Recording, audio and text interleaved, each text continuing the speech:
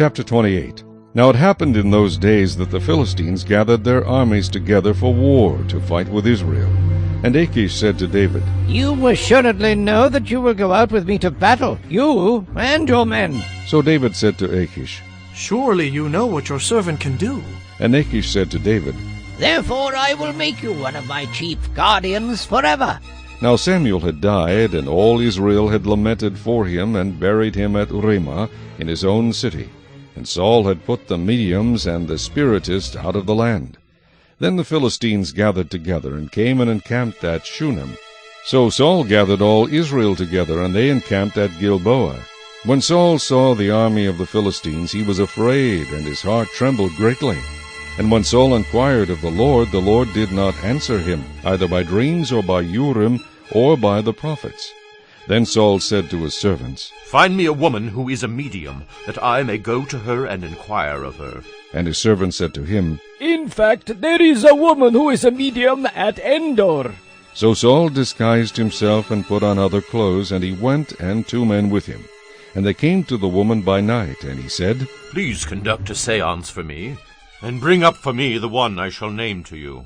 Then the woman said to him, Look, you know what Saul has done, how he has cut off the mediums and the spiritists from the land. Why then do you lay a snare for my life to cause me to die? And Saul swore to her by the Lord, saying, As the Lord lives, no punishment shall come upon you for this thing. Then the woman said, Whom shall I bring up for you? And he said, Bring up Samuel for me. When the woman saw Samuel, she cried out with a loud voice. And the woman spoke to Saul, saying, Why have you deceived me? For you are Saul. And the king said to her, Do not be afraid. What did you see? And the woman said to Saul, I saw a spirit ascending out of the earth. So he said to her, What is his form? And she said, An old man is coming up, and he is covered with a mantle. And Saul perceived that it was Samuel, and he stooped with his face to the ground and bowed down. Now Samuel said to Saul, Why have you disturbed me by bringing me up? And Saul answered, I am deeply distressed, for the Philistines make war against me, and God has departed from me, and does not answer me any more, neither by prophets nor by dreams. Therefore I have called you, that you may reveal to me what I should do.